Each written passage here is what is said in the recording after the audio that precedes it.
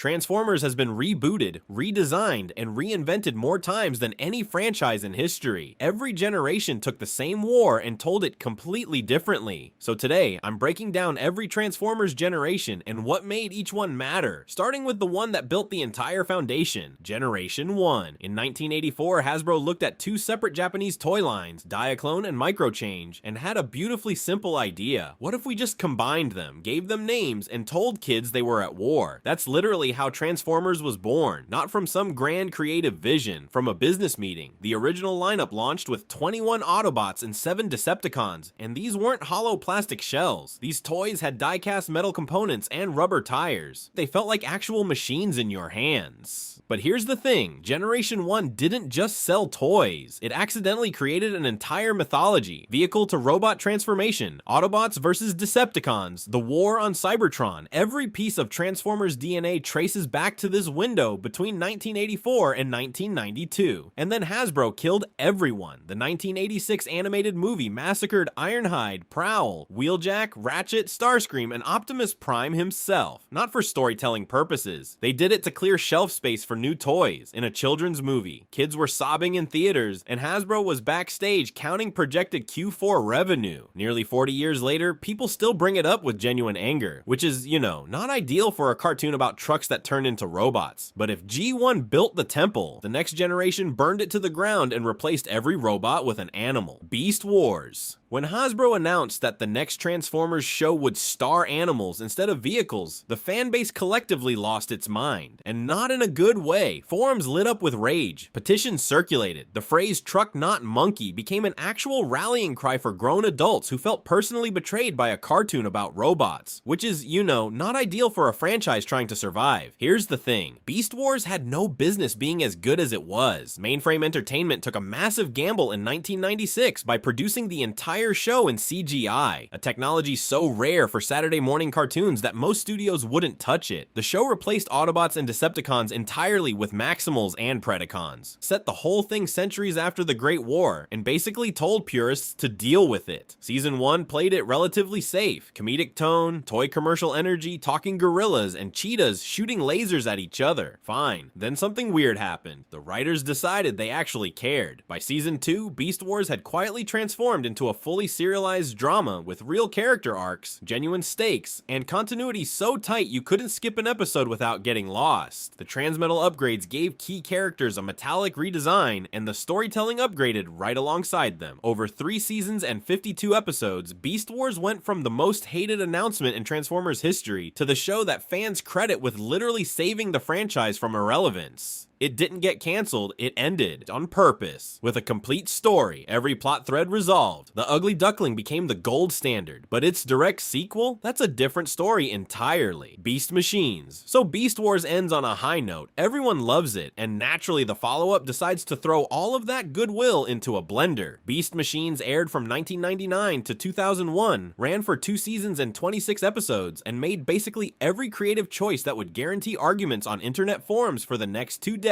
The premise is this. The Maximals return to Cybertron after Beast Wars, and everything is wrong. Megatron has achieved near omnipotent status, taken control of the entire planet, wiped every Transformers' memories, and built an army of mindless drones called Vehicons to enforce his rule. The Maximals don't even remember who they are. They have to relearn their own identities from scratch, while also dealing with the fact that they've been fused with organic matter, turning them into technorganic hybrids, which is, not ideal when your entire species is made of metal. Here's the thing. The show had ambition. It was asking genuine philosophical questions about identity, consciousness, what it means to exist. Heavy stuff for a cartoon about robots that turn into animals. But ambition without execution is just a TED Talk with worse lighting. A lot of fans found the storytelling incoherent, the tone pretentious, and the aesthetic shift from Beast Wars too radical to accept. Toy sales dropped significantly, ratings declined, and the general consensus landed on Beast Machines being the weakest entry in the entire Beast era. it swung hard. It just hissed. But if Beast Machines went too dark and philosophical, the next generation decided to solve that problem by going in the complete opposite direction: robots in disguise. After Beast Machines divided the fan base and left everyone exhausted, Hasbro did what any reasonable corporation would do. They hit the reset button so hard it echoed across dimensions. Robots in Disguise aired in 2001 with 39 episodes set in a completely alternate continuity. Zero connection to Beast Wars, zero connection to Beast Machines. Just a clean slate with Optimus Prime and Megatron back in their classic roles, albeit with new designs and personalities. No Bumblebee here, but we did get a fresh cast of Autobots and Predacons duking it out. It was like the franchise collectively agreed to pretend the last 5 years of organic techno-philosophical storytelling never happened. The show was actually a dubbed version of the Japanese series Car Robots, which meant the animation was traditional 2D with some CGI elements mixed in. The tone was lighter, simpler, and deliberately aimed at younger viewers. This wasn't a show trying to ask deep questions about the nature of consciousness. This was a show trying to sell Spy Changers, which were smaller, simplified figures that prioritize fun gimmicks over the complexity of the Transmetal toys that came before them. And honestly, that was the point. Fans were tired of complex serialized lore. Hasbro recognized that and course-corrected toward pure toy-driven storytelling. The result was a perfectly fine show that almost nobody remembers. It's the Transformers generation equivalent of that one cousin you only see at weddings. Pleasant enough, completely forgettable. But if Robots in Disguise was a quiet retreat to simplicity, what came next was a full-scale anime invasion that would reshape the franchise for 3 consecutive series. The Unicron trilogy. So Hasbro looked at the franchise in 2002 and said, you know what Transformers needs? Anime. And honestly, they weren't wrong. The Unicron trilogy consisted of 3 interconnected series: Armada, Energon, and Cybertron, totaling 152 episodes produced primarily by Actus and Studio ACAT. This was a full aesthetic pivot. Japanese production values, serialized storytelling, dramatic pauses that lasted entire geological ages. The works. The big gimmick this time around was mini-cons. Small robot partners that could dock with larger Transformers and grant them special powers. From a toy perspective, this was genius. Every kid needed the big robot and the little robot. From a storytelling perspective, it meant roughly 40% of every episode's plot revolved around finding, losing, or arguing about tiny guys. Which is, you know, not ideal. But here's where it gets interesting. The trilogy shared a loose continuity with Unicron, the planet-sized Transformer, serving as the overarching threat across all 3 shows. It also gave us Megatron upgrading into Galvatron, a tradition the franchise had been running since the 1986 movie, but that the trilogy leaned into hard. Every time Megatron went down, you just knew he'd be back with a new paint job and a worse attitude. The real controversy, though, was the English dub. The localization was handled stateside with mixed results, and fans still argue about whether the dub undermined the original Japanese material or accidentally gave it more personality. The answer depends entirely on how you feel about characters screaming each other's names for dramatic effect every 45 seconds. The trilogy was ambitious. 3 shows, 1 connected story, a genuine attempt at long-form narrative. But ambition and execution aren't the same thing, and the plots got so convoluted by Cybertron that even dedicated fans needed flowcharts. Still, if you think anime Transformers sounds like a weird experiment, wait until Michael Bay gets his hands on the franchise. The Bayverse. In 2007, Michael Bay walked into the Transformers franchise with $150 million and a vision that had absolutely nothing to do with selling toys to children. And honestly, it worked. It worked so well, it's almost offensive. The first live-action film didn't just adapt Transformers for the big screen, it performed a full identity transplant. Gone were the rounded, colorful designs kids could recognize from across a toy aisle. In their place, angular, hyper-detailed machines, built from thousands of interlocking parts, rendered with CGI so dense that a single frame of Optimus Prime contained more polygons than some entire animated films. This wasn't your Saturday morning cartoon. This was a military action blockbuster targeting 18 to 35-year-olds, and it hit that demographic like a freight train made of explosions. The numbers are genuinely stupid. 6 films over 11 years. Total global box office around $4.8 billion. That puts live-action Transformers alongside Harry Potter and the MCU in terms of raw commercial performance. From a business standpoint, this was the most successful thing that ever happened to the franchise, and it's not even close. But here's where it gets complicated. The Bayverse is also the most polarizing generation in Transformers history. Defenders point to the world building, the genuinely impressive action choreography, and the fact that these films turned Transformers into a global cultural phenomenon. Critics argue that the films replace character development with detonations, coherent storytelling with military fetishism, and Optimus Prime's soul with a guy who says things like, "Give me your face." Both sides have a point, which is, not ideal. G1 purists watched their childhood get rebuilt from the ground up, and many of them hated every second of it. But $4.8 billion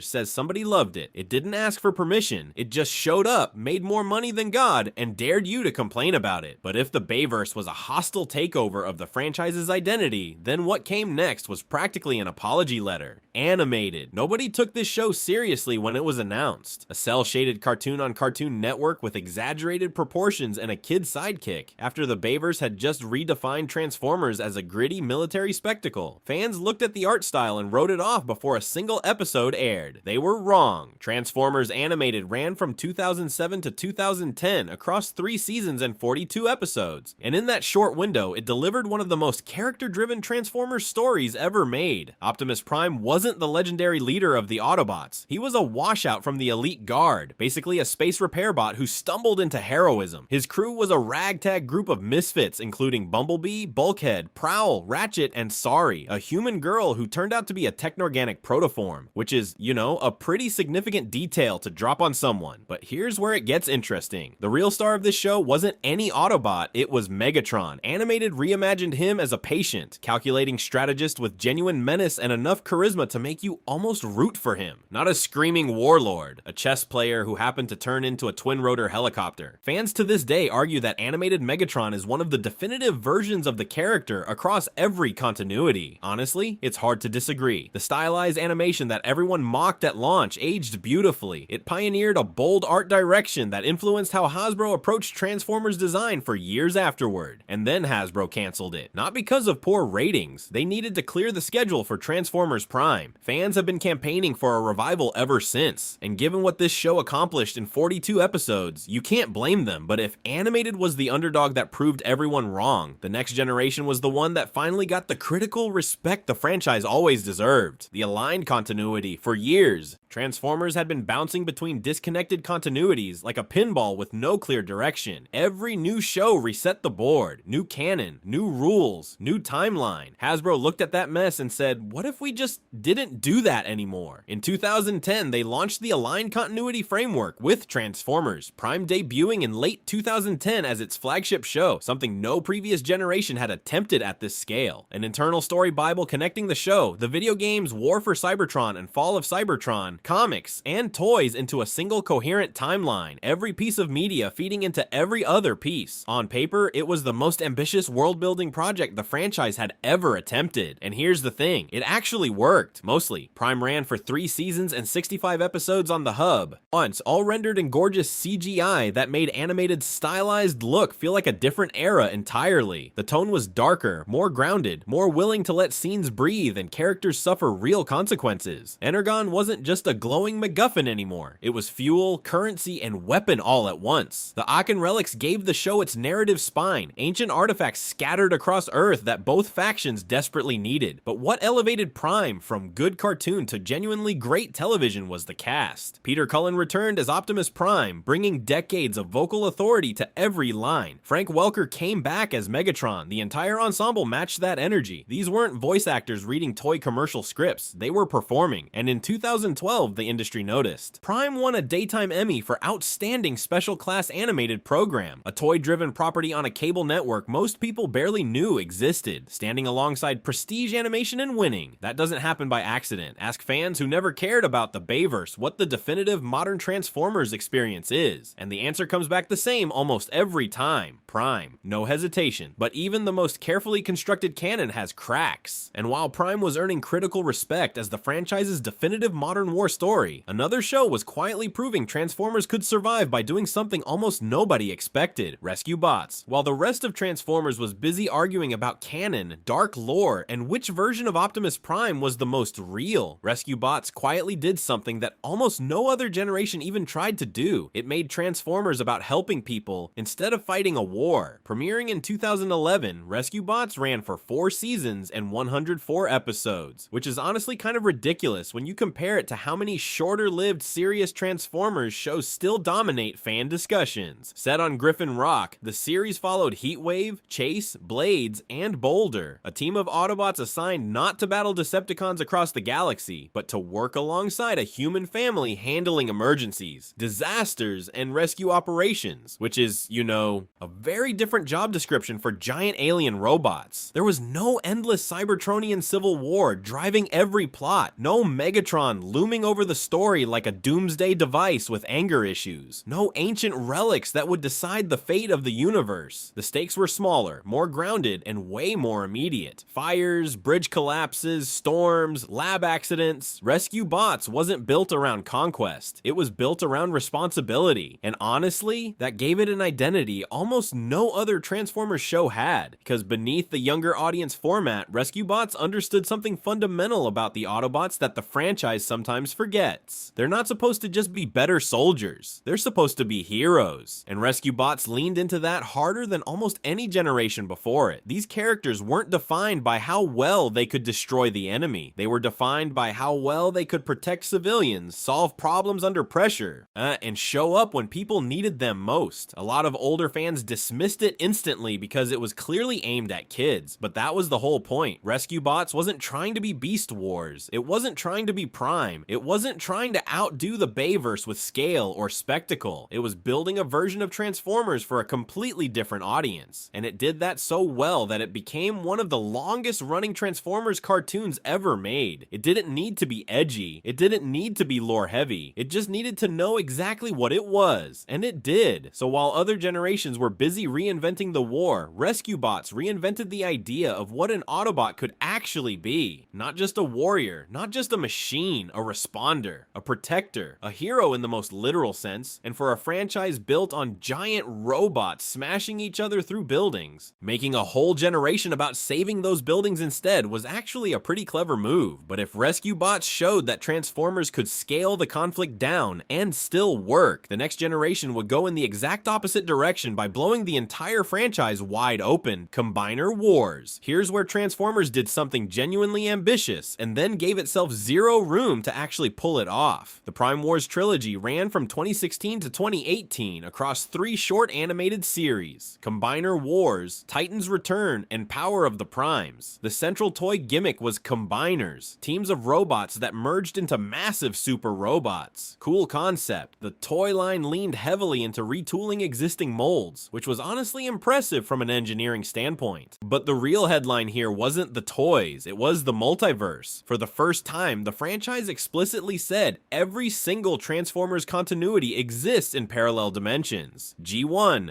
Beast Wars, the Unicron trilogy, all of it. Every conflicting timeline, every contradictory origin story, all canon, all happening simultaneously. The story involved these parallel universes literally converging, which meant characters from different eras could meet for the first time. On paper, this is one of the most exciting ideas the franchise has ever attempted. Here's the problem: they had barely any runtime to do it. Combiner Wars got 8 episodes, Titans Return got 10, Power of the Primes got 10. Each episode ran only a few minutes long. Transformers Prime had 65 episodes of full-length television, and people still wanted more. Trying to introduce a franchise-wide multiverse and deliver meaningful character moments in a handful of web shorts is like trying to explain quantum physics during a commercial break. You can gesture at the concepts, but you're not really exploring them. Fans noticed. The multiverse nostalgia hit hard for longtime viewers, and the combiner toy engineering was genuinely appreciated, but the storytelling felt rushed and frustratingly thin for what should have been a landmark event. The ambition was there. The execution needed about 3 times the runway it got. But if you think cramming a multiverse into a few dozen bite-sized episodes was a tight squeeze, wait until you see what they tried to do with an even younger audience and even shorter runtimes. Cyberverse. Let's be honest, You don't make Bumblebee the main character of a Transformers show because of his deep, complex narrative potential. You do it because he sells toys, and Cyberverse knew exactly what it was. Airing in 2018, Cyberverse ran for 4 seasons and 76 episodes, each clocking in at a brisk 11 minutes. That's shorter than most YouTube videos about Transformers, which is kind of poetic. The show used traditional 2D animation with heavily stylized, exaggerated character proportions that looked like someone had taken the cast of Prime and run them through a cartoon funhouse mirror. Intentionally, to be clear. The whole thing was built from the ground up for a younger audience. The actual premise had some legs, though. Bumblebee's memory is damaged, and the show follows him piecing together what happened to Optimus Prime and the Autobots through fragmented flashbacks. It's basically Memento for 7-year-olds. The rediscovery structure gave the writers an excuse to reintroduce core Transformers lore without assuming the audience already knew any of it, which is actually pretty clever if you think about it for more than 3 seconds. The toy line matched the energy, simplified designs, lower price points, nothing that was going to compete with Combiner Wars on a collector's shelf. This was entry-level Transformers, and it didn't pretend otherwise. There were some dimension-hopping elements that loosely tied it into the broader multiverse, but most core fans treated Cyberverse as exactly what it was. A stepping stone show, a gateway, not the destination. Nothing wrong with that, but Netflix was about to remind everyone what a Transformers show looks like when it stops pulling punches. War for Cybertron trilogy. Every Transformers show before this one operated on the same basic assumption. Autobots good, Decepticons bad, now buy the toys. War for Cybertron looked at that formula and said, what if we actually made you feel sorry for Megatron? And honestly, it worked. Released on Netflix between 2020 and 2021, the War for Cybertron trilogy came in 3 6-episode seasons: Siege, Earthrise, and Kingdom. That's only 18 episodes total. Produced by Polygon Pictures with Rooster Teeth handling production oversight, the whole thing served as a prequel to the original G1 continuity, showing us the early days of the Civil War on Cybertron before anyone ever set foot on Earth. But here's what made it genuinely special. Megatron wasn't just the bad guy. He was an idealist, a revolutionary fighting against a Cybertronian system that was genuinely oppressive, where your alt mode determined your entire social standing and your worth as a person. He wanted equality, he wanted freedom, and then slowly, piece by piece, he became the exact thing he was fighting against, which is, you know, not ideal. That single reframing turned the entire G1 conflict from a cartoon punch-up into a genuine tragedy. 2 former allies on opposite sides of a war that neither of them originally wanted. The Netflix platform gave the writers room to actually sit in that darkness without worrying about a toy commercial break every 8 minutes. And it shows. The tone is heavier than anything the franchise had attempted in animation since Beast Wars. And speaking of Beast Wars, the Kingdom season brought back Maximals and Predacons, weaving them directly into the G1 timeline, not as a gimmick, not as a cameo, as fully integrated characters with actual narrative weight. For longtime fans who'd been waiting decades to see these worlds collide with real storytelling ambition behind it, Kingdom delivered. But if you thought the franchise was done reinventing itself after going this dark, the next generation decided to go in the complete opposite direction. Earthspark. Here's the thing about Transformers. Every single generation on this list started the same way. A bunch of longtime fans looked at the new thing and said this isn't real Transformers. They said it about Beast Wars. They said it about Animated. They said it about the Bayverse. They said it about Prime. And now they're saying it about Earthspark. Earthspark premiered in November 2022 on Paramount Plus, produced by Nickelodeon Animation Studio in partnership with Hasbro's Entertainment One. 10 episodes in the first season. A deliberate soft reboot designed for audiences who have zero history with the franchise. And honestly, that's exactly what Generation 1 was in 1984. A show built to sell toys to kids who had never heard of Diaclone or Microman. No continuity baggage, no lore requirements. Just robots turning into things and a story simple enough that anyone could walk in cold. The biggest swing Earthspark takes is the Terran concept. These are Transformers born on Earth itself, brought to life through a combination of Energon and human human connection rather than arriving from Cybertron. After nearly 40 years of every Transformer being Cybertronian by default, that's a genuinely novel concept. It blurs the line between alien and Earthborn in a way the franchise has never fully committed to before. Whether you love it or hate it, you have to admit nobody saw that coming. The show centers on the Malto family discovering Transformers, with the Terran characters Twitch and Thrash taking prominent roles alongside established Autobots. The focus is squarely on family dynamics, not deep lore, and predictably, the reception splits right down the middle. Collectors appreciate the modern toy engineering and updated designs. Longtime fans worry that simplifying the mythology alienates the core audience, which is, you know, the exact same argument fans have had about literally every generation we've covered today. Beast Wars fans were told they were ruining Transformers by liking animals instead of vehicles. Animated fans were told the art style was too cartoony. Prime fans were told it was too dark. Bayverse fans were told it wasn't Transformers at all. Every single time, the franchise survived. Every single time, the new generation found its audience, and the old generation kept collecting anyway. That's the actual thesis of 40 years of Transformers. It was never about one definitive version. It was about transformation itself. The franchise changes because that's literally what it's about. New fans discover it on their own terms. Old fans argue about it on the internet, and Hasbro keeps making robots that turn into things. The cycle is the point. It always has been. If you enjoyed this video and want to see more, click the video on the screen now.